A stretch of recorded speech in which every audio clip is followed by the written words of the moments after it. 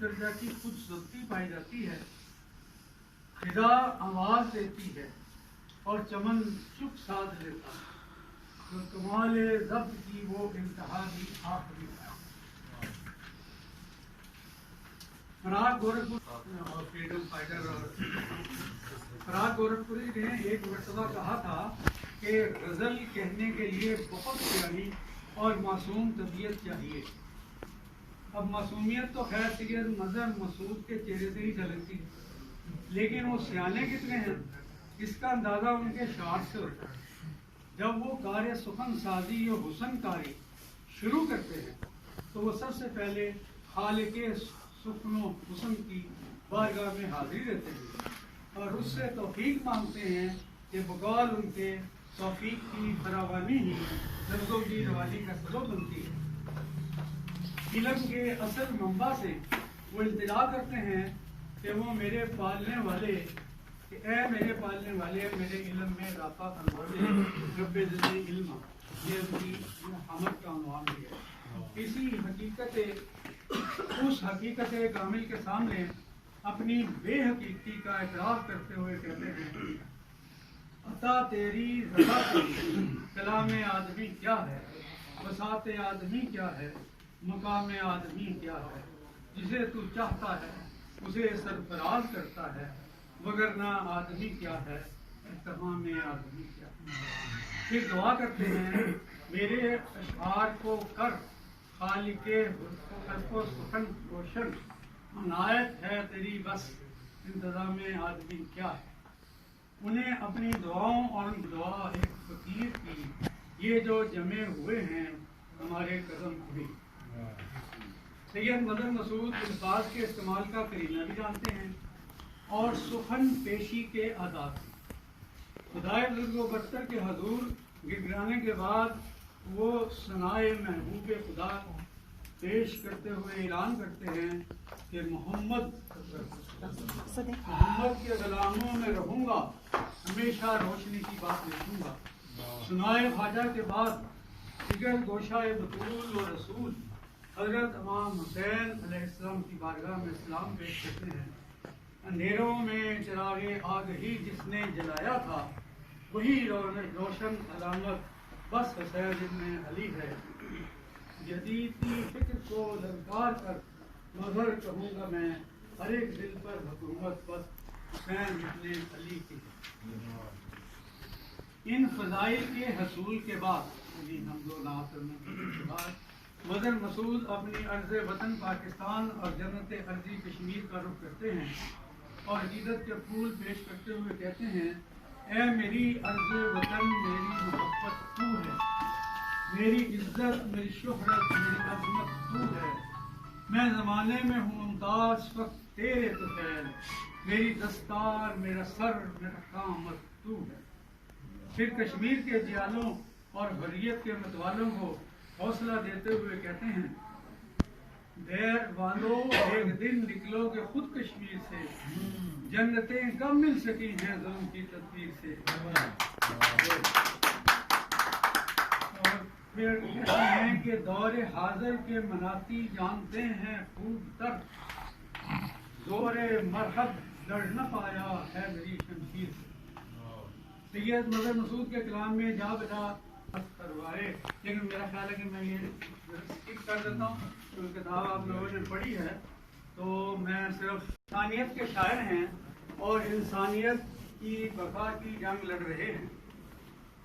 ازل سے تلاش بشر کر رہا ہوں، زمین و سما کا سفر کر رہا ہوں، تعلق تیرا جوڑ کر آدمی سے تیری ذات کو معتبر کر رہا ہوں، تیری مخالفت میں دیا پھر جلا دیا، جلتا رہے گا تو بھی ستم گر دیے کے ساتھ۔ اور کسی بھی خاکہ کش کو دیکھ کر جلتی ہیں آنکھیں، لہو میں جیسے کوئی زہر مظہر گھولتا ہے۔ انسان کی انسانیت سوزی بدن کو خون کے آنسو لاتی ہے، کسی کی آنکھ روتی ہے کسی کے خواب روتے ہیں، ہری تعبیر جو موت پر محتاب روتے ہیں۔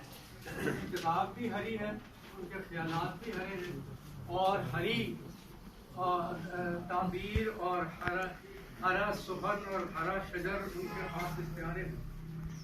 سسکتی زندگی بے آسرا کن راستوں پر ہے، میرے اجداد کی تہذیب کے اسباب ہوتے ہیں۔ یہ وہ انداز ہے ان کا نے کدھر کی سماجی ناانصافی کے خلاف احتجاج کرتے ہوئے کہتے ہیں، اس کو سولی پر چڑھاتا ہے سماج، اس کو سولی پر چڑھاتا ہے سماج، مستحق ہو جو بڑے انعام کا، ہوا آخری وقت پر یوں طرفدار منصف، اسے حکمراں کی طرف سے ڈرایا گیا تھا، بعض اوقات تو خدا سے بھی نا خدا کے لیے لڑا ہوں میں، جانے کون سے کرب کی چوٹی سے آیا اس تک، جانے کون سے کرب کی چوٹی سے آیا اس تک، وہ دریا جو کچھ آنکھوں میں بستا دیکھا تھا۔ فنکشن چل رہا ہے۔ حقیقت پسندی مدن مسعود کے خون میں رچی بسی ہے، اس لیے وہ نہ کبھی امید کا دامن چھوڑتے ہیں اور نہ کبھی مایوسی کو قریب پھٹکنے دیتے ہیں۔ شب اور ریا، روشنی اور تاریکی، دن اور رات ان کے پسندیدہ موضوعات اور استعارات ہیں۔ ہوا سے اس لیے بھی دوستی کرنا ضروری ہے، چراغ زندگی میں روشنی بھرنا ضروری ہے، مکمل زیست کی خاطر کچھ سوچنا ہوگا، ادھوری خواہشوں کی موت سے ڈرنا ضروری ہے، صبح کی تتلیوں سے گیت سننے کے لیے برہر سنہری زندگی کی آرزو کرنا ضروری ہے۔ آج کے زمانے میں سائیکالوجی اور پیرا سائیکالوجی والے کہتے ہیں کہ جو آپ سوچتے ہیں وہی ہوتا ہے، اور اگر آپ ایک اچھی زندگی کا سوچیں گے نہیں تو اچھی زندگی آپ کو کبھی ملے گی بھی نہیں۔ عروج آدمیت اور اپنی شناخت کا اظہار دیکھنا ہو تو یہ اشعار ملاحظہ کیجیے۔ مجھے آخری آسمان تک بلایا گیا تھا، زمین ذات کو انتہا تک اٹھایا گیا، اسی لیے مگر درون ذات جذبات و خیالات اور آرزوؤں کے طوفان مچلتے، آرزوؤں اور آشاؤں کے طوفان مچلتے ہوئے دیکھتے ہیں۔ کسی بپھرے ہوئے دریا کی صورت ہوں، میرے اندر بھی پیچ و خم برابر ہیں، میری ذات جدا ہے کچھ اوروں سے مظہر، قسم جہاں سے خود کو بچا کر آیا ہوں، ہماری ذات کا دریا بپھرتا افسوس کا ہے، خدا جانے کس جانب کی دھارا جا رہا ہے۔ اور جب سماجی گھٹن سے جب دل بہت بوجھل ہو جاتا ہے تو وہ کہہ اٹھتے ہیں کہ درد بھرا دل دھڑکے کیسے، آگ بھری ہو جب سانسوں،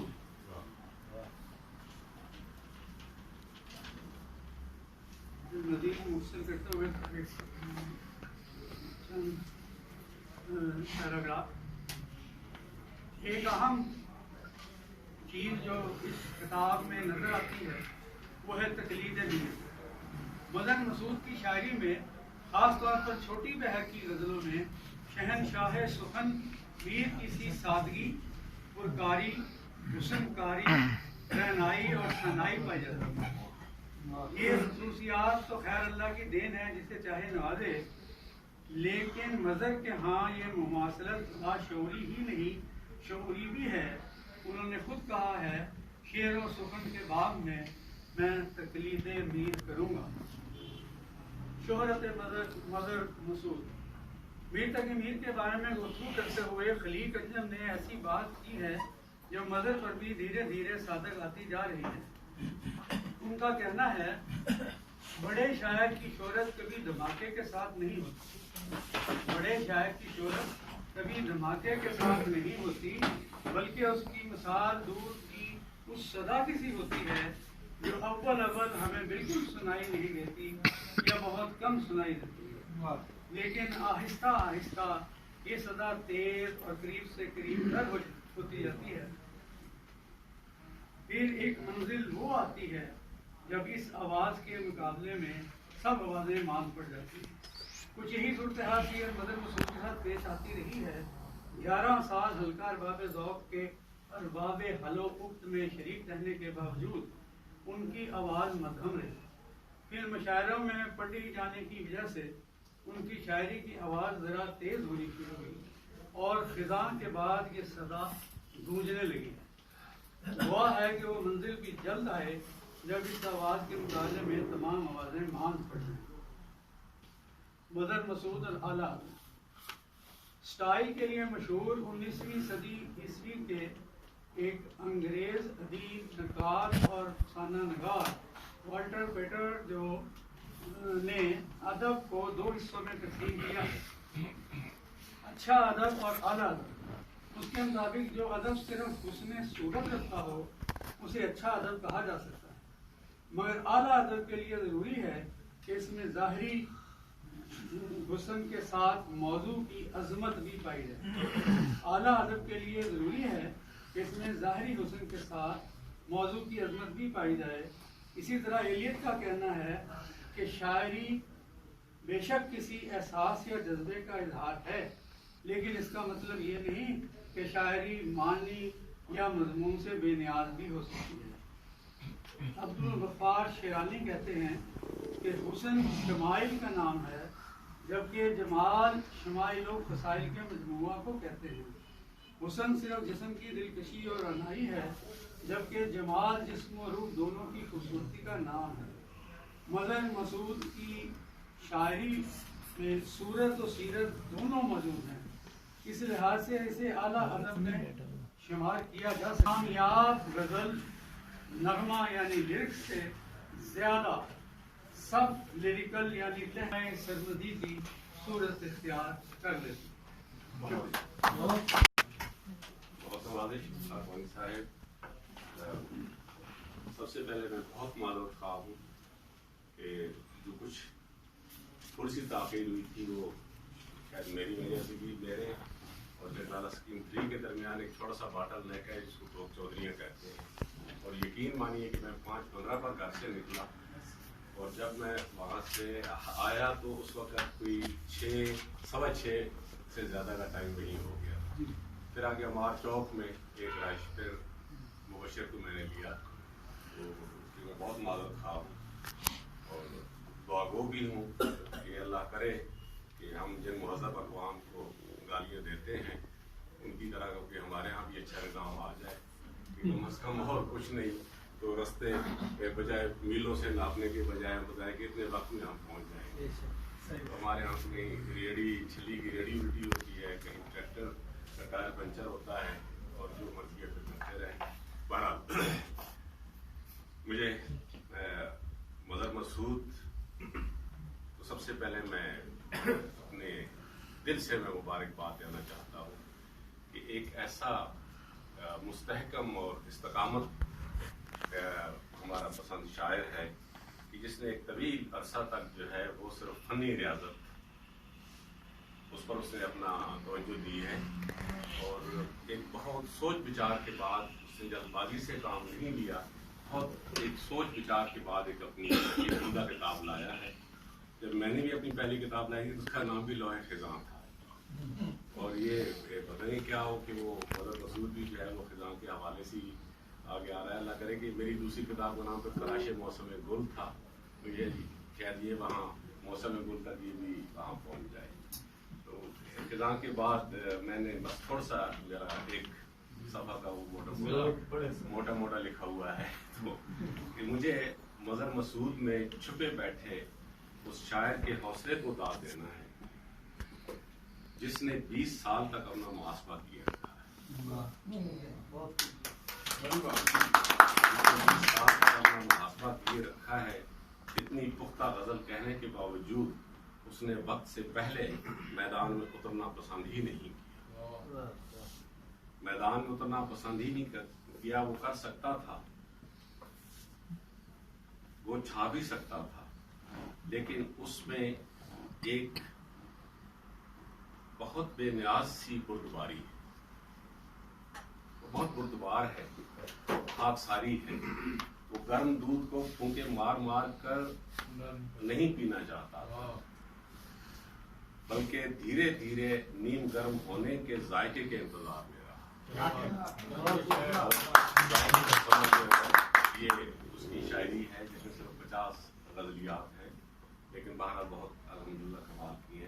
اپنے اظہار کے لیے مظہر نے غزل کو منتخب کیا، یہ جانتے ہوئے کہ یہاں لاکھوں ہاتھ اور ذہن ہیں جو سوچ بھی رہے ہیں، لکھ بھی رہے ہیں، اور ایک سے بڑھ کر ایک غزل کا نمائندہ شاعر بھی ہے یا شاعر بننے چلا ہے۔ یہ اس کی خود اعتمادی ہے کہ اس نے اسی باغ سے اپنی پسند کے پھولوں کو چنا ہے، گلدستہ بنایا ہے اور بہار کے رنگ میں رنگا ہے، لیکن نام خزاں کے بعد کر دیا ہے۔ اس غزل میں، اس کتاب میں بہت سارے رنگ ہیں۔ گیلانی صاحب بہت تفصیل سے مختلف جہتیں بیان کر رہے تھے، اور بہار رنگوں کو خزاں کے بعد کا نام دینا ہی اس کی انفرادیت، اس کی انفرادیت یہی ہے کہ اس نے بہار رنگوں کو خزاں کا نام دیا ہے۔ یوں منفرد وہ ایک دن میں نہیں ہوا، اس باغ میں بسر کرتے ہوئے اسے 2 دہائیاں گزاری۔ میں نے اس مجموعہ میں سورج کو طلوع ہوتے ہوئے دیکھا ہے، اور میں اس بات پر اس کو مبارکباد بھی پیش کرتا ہوں کیونکہ مجھے اس میں ایک بہت ہی سنجیدہ شاعر مظہر مسعود میں نظر آ رہا ہے، جو ایک اپنی محنت اور کاوش کے ساتھ آئندہ دنوں میں بہت اچھی جو ہے شعری تخلیقات پیش کرے گا۔ میں نے اس سورج کو غروب ہوتے بھی دیکھا ہے، کہیں کہیں مظہر مسعود میں نے غروب ہوتے بھی دیکھا ہے، اور میں نے ماضی کے اوراق بھی دیکھے، ماضی کے اوراق بھی دیکھے ہیں، اس لیے میں نے مستقبل کی وحی اترتی بھی دیکھی، اور مجھے یقین ہے کہ یہ وحی اس پر اترتی رہے گی۔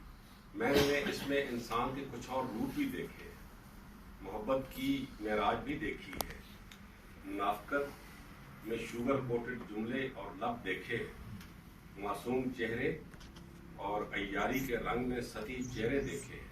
یہ مجموعہ صبح و شام لیے ہوئے، یا مجھے اس میں رنگ نظر آئے ہیں، یہ کچھ میں یہ بیان کر رہا ہوں کہ اس میں اس کا تجربہ جو ہے وہ جھلک رہا ہے، بہرحال اس کا ہے۔ اسے سچائی پر یقین ہے، اور یہی تیقن اسے منفرد بنا رہا ہے، اور مجھے یقین ہے کہ مظہر مسعود منفرد بننے کی خواہش کو کم نہ ہونے دے گا۔ میں بہت سارے اشعار پڑھنا چاہتا تھا جنہوں نے مجھے روکے رکھا، لیکن وقت، اور میں دیکھ رہا ہوں یہاں سامنے بیٹھ کر کہ ایک بیزاری کی کیفیت ایک شہر کی طویل مضامین کی وجہ سے ہو رہی ہے۔ بہرحال میں نے صرف 4-5 شعر اس میں رکھے ہیں جو مجھے اچھے ہیں، وہ میں صرف وہی شیئر کروں گا کہ بات کے درمیان گرتا ہوں، اشک سا کیوں بنا پڑا ہوں میں، بات کے درمیان گرتا ہوں، اشک سا کیوں بنا پڑا ہوں میں، اور میرے خیمہ طلب میں کوئی ماہتاب آیا، جسے دیکھنے کو نکلا میری آنکھ کا ستارہ، جسے دیکھنے کو نکلا میری آنکھ کا ستارہ، اور مجھے وہ میرے صحرا کے مطابق سمندر دوسرا دینے لگا ہے، مجھے وہ میرے صحرا کے مطابق سمندر دوسرا دینے لگا ہے۔ ایک شعر دیکھی کہ سوچ گلی میں راج تھا اس کا، چلتا تھا میرے لفظوں میں، سوچ گلی میں راج تھا اس کا، چلتا تھا میرے لفظوں میں، اور ساحل سے آواز لگاتا ہوں، موتی ہاتھوں پر آ جاتا ہے، ساحل سے آواز لگاتا ہوں، موتی ہاتھوں پر آ جاتا ہے، اور یہ کتاب واقعی موتیوں سے بھری ہوئی ہے، اور تیرے فلک سے ایک ستارہ اپنے لیے زنجیر کروں گا۔ اس عمدہ کتاب اور خوبصورت تقریب منعقد کرنے پر اس کے احباب کو، جنہوں نے اس تقریب کا انعقاد کیا، سب کو اور مظہر مسعود کو بہت مبارک، بہت